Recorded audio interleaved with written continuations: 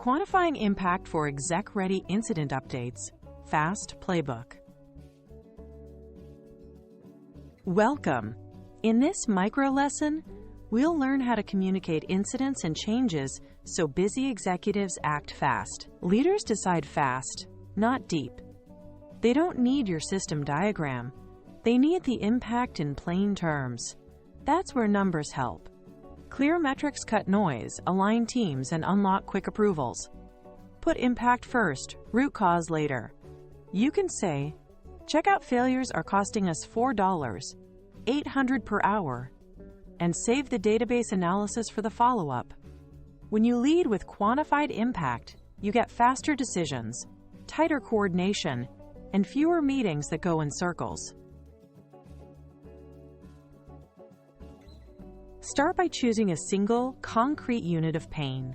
Pick one metric like affected users, lost revenue, or SLA breaches. Keep it simple and consistent. Next, define the scope. Who or what is impacted? For example, US web customers on mobile Safari is clearer than some users. Finally, anchor the metric in business terms, not tech symptoms.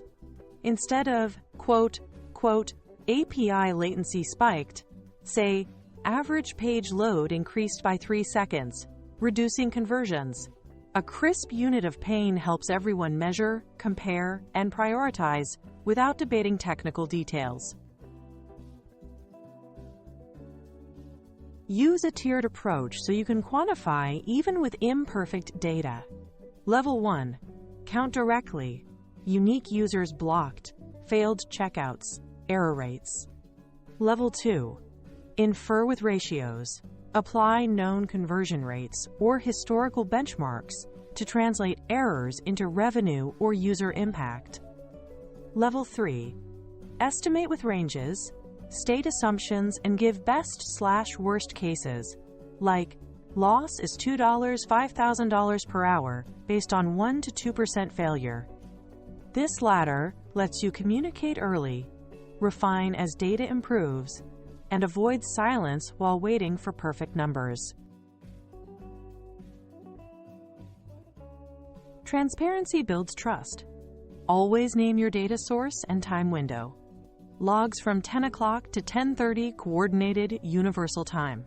Show the formula in plain words. Failed checkouts times average order value equals hourly loss. Then, flag confidence as high, medium, or low so leaders calibrate decisions. For example, medium confidence, partial logs, historical AOV. When assumptions are visible, stakeholders can challenge inputs, not your credibility, and you can update the numbers quickly without re-explaining your method. Translate tech into business outcomes. Delay, cost, risk. Instead of CPU saturation, say, page load slowed by 4 seconds, reducing conversions. Express loss per minute or per hour to make urgency tangible. $180 per minute. Always compare to baseline or SLA. Error rate is 4%, up from 0.5% baseline. SLA is 1%. This framing helps leaders immediately weigh trade-offs. Pause a campaign, approve overtime, or trigger an incident bridge without decoding technical jargon.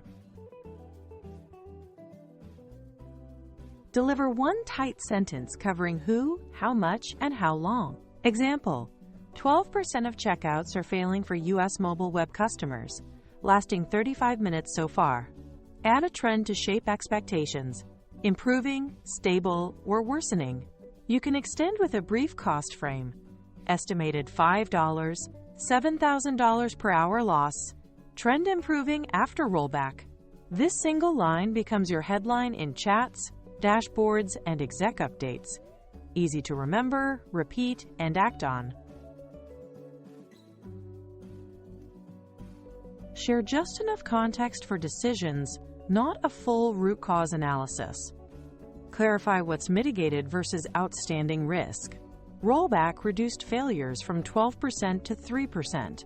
Payment retries still queuing. State the decision asks: approve, escalate, or inform. For example, approve paid support and extend maintenance window. Give an ETA with uncertainty bands. Recovery to baseline in 45 to 90 minutes, pending processor rate limits. This enables timely action while you continue technical work. End with a simple plan. First, the immediate fix and time to recovery. Re-indexing in progress. Expect normal latency in 20 to 30 minutes. Second, the prevention action and owner. Add circuit breaker and alert threshold (MINA) to lead by Friday. Third, the update cadence and stop condition. Updates every 15 minutes until error rate less than 1% for 1 hour. Clear next steps. Reduce anxiety, align teams, and signal that you're driving both the fix and the follow-through.